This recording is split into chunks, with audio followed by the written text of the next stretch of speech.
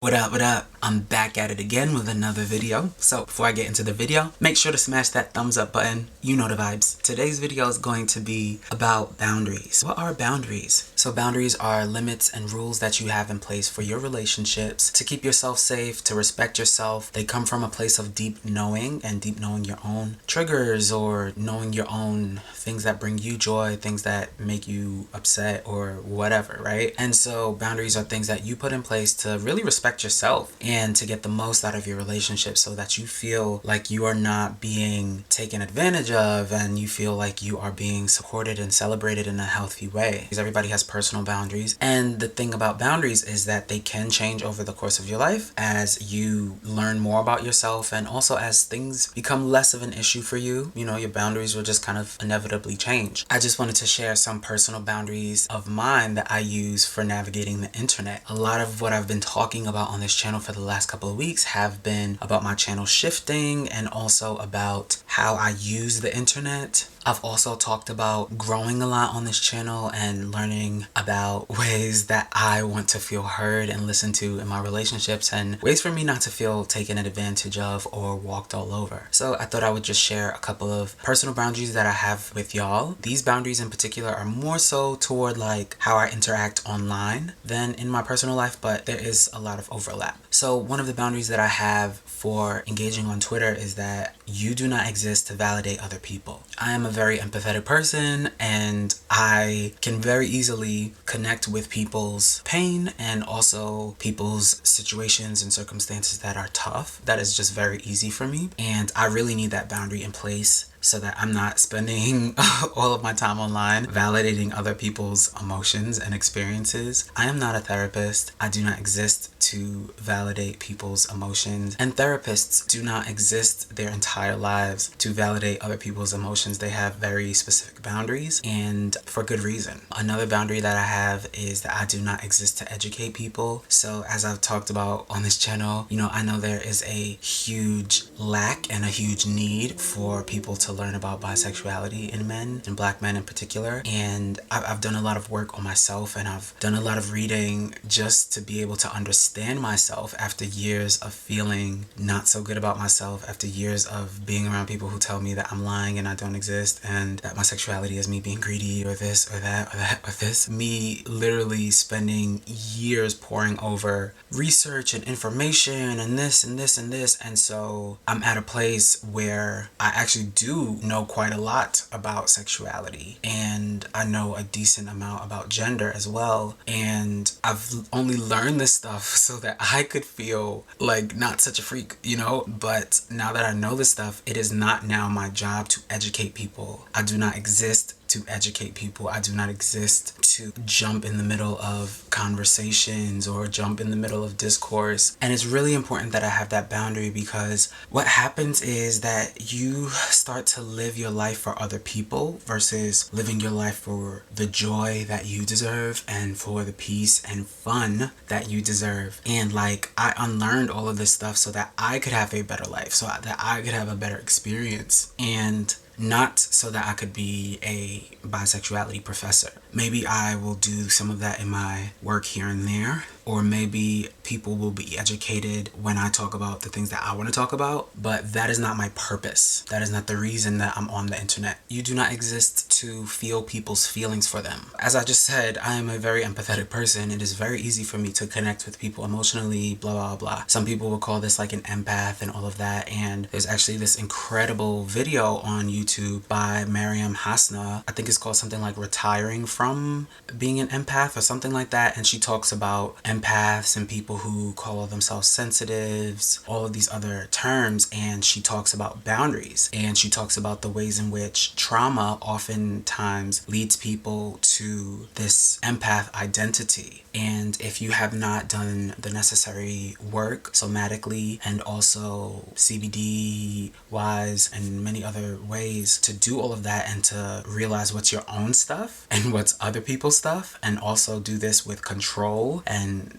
boundaries and practice, that you're not helping anyone. You think you're helping, but you're not helping. Feeling other people's feelings for them is not helping. You're actually disempowering other people, right? When we try to fix other people's problems, when we try to feel other people's feelings for them, or try to assert ourselves into situations without people being the captain of their own ship, of their own scenarios, we're actually not helping. When you're the one jumping in to help, that is not really helping, you know? So I really strongly recommend y'all to watch that video, because for me it was really, really transformational and illuminating. You do not exist to extend kindness, energy, labor, grace, forgiveness to people who aren't doing the same to you. Now this one was a big one for me, because it's like, I just remember like growing up and thinking like, wow, like the world, it can be such a cruel place, and like I want to be a change agent. I want to help change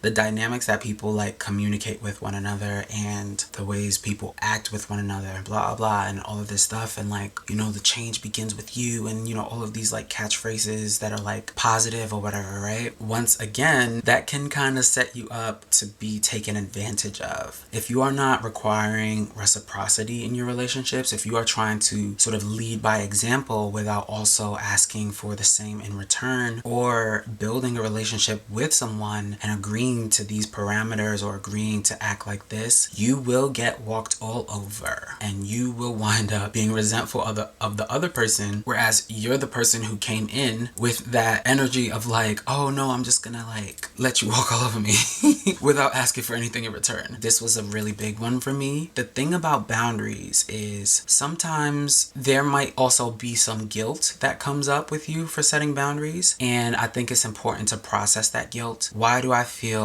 that it's okay for me to overextend, and for me to be in relationships where they're not reciprocal? For me, at different points in my life, is I think the answer to that question was, well, I feel like I have to earn people spending time with me. I didn't always feel as though my presence was a gift. I didn't always feel good about myself. And if you are overextending yourself because you feel like you are not good enough, or you are not good, or you have to pay people to be your friend, or you have to be perfect so that they will forgive your imperfections, or whatever it is, right? That is something that you might want to look into, and you might want to address. And the thing about boundaries too is that boundaries is not only just about saying no to things, right? Boundaries is also about saying yes to yourself, and yes to things that make you feel more like yourself, or more expansive and more happy. So while I am saying no to these particular things and these particular ways of interacting on the internet, I'm also saying yes to following pages that are just straight up and down about making silly, harmless jokes, and people who just like to have fun, and people who are really, really talented, either singers or dancers or artists or whatever. And so boundaries is not just about denying and saying no, no, no, no, no to this. It's also saying yes to this stuff. Okay, no, do not speak to me this way, but this is the way I like to be spoken to. These are the kinds of events I like to go to, and these are the places and events and people I don't want to be around, but I really do like this stuff, right? So it's not just focusing on what you don't want to do and what you don't like.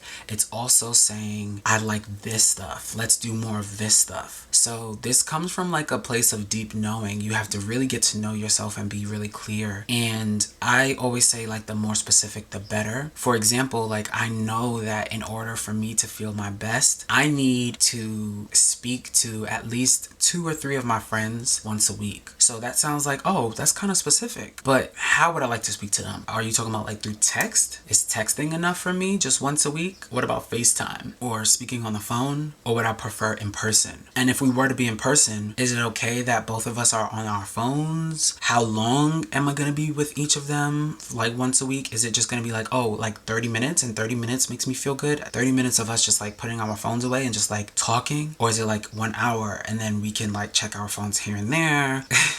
I don't mean for you to like give other people this like super duper detailed list of exactly what you need necessarily every single time, but certainly with certain people, if you've already developed that relationship, I think that can be somewhat helpful. Even if you don't give that list to other people, you knowing what you need for yourself is the most important thing. That is what makes boundaries like everything, because it comes from a place of deeply knowing yourself, deeply understanding what you need. And even if like you can't just get that from one person, or this person in your life who you thought would be able to give this to you can't give it to you, okay, then I can find that from someone else, from somewhere else. So yeah, for me, boundaries are just like beautiful because it really comes from a place of knowing yourself, but also respecting yourself enough to get what you need and not expecting somebody else to just automatically know exactly what you need. How am I supposed to know exactly what you need? I mean, I can ask you what you need, or I can like offer things that I like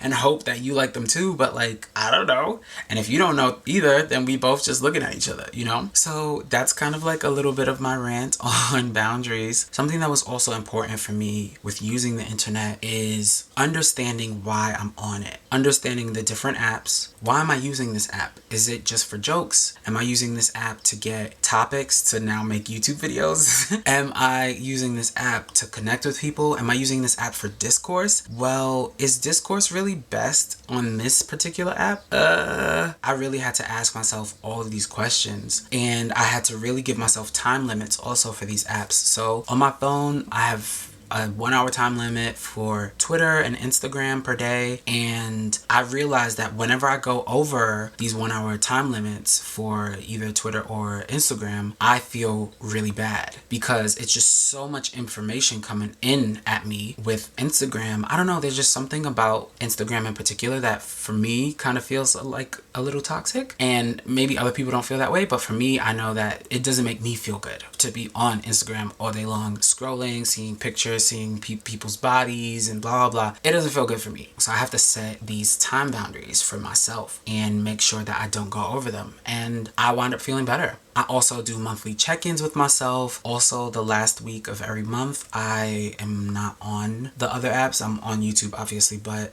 I'm not on Twitter or Instagram for like the last week of each month. And I've noticed that like having a 1 week break from these apps every single month, it really makes me feel a lot better. It makes me feel a lot more detached from the apps and from like the importance that I place on it, you know? I just felt like the mental costs just weren't worth like, oh, I went viral today, oh, I got 10 new followers today, or whatever, right? It's just not worth it for me. So this video was a little different. Let me know what you think about it in the comment section below. And if you made it this far, please leave me some hearts down in the comment section below. And if you would like to help me out, my Cash App and my Venmo information is right down below. I'll see you next time. Thanks for watching. Peace.